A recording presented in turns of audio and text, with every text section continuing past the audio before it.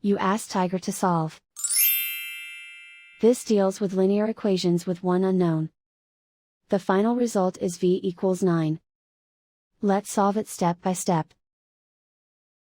Group all constants on the right side of the equation.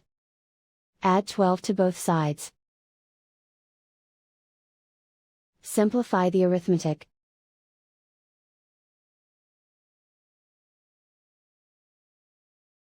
Isolate the v. Divide both sides by 3.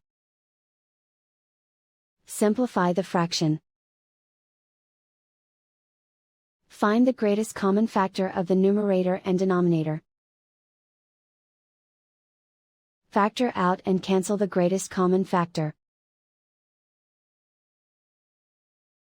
And so the final result is v equals 9.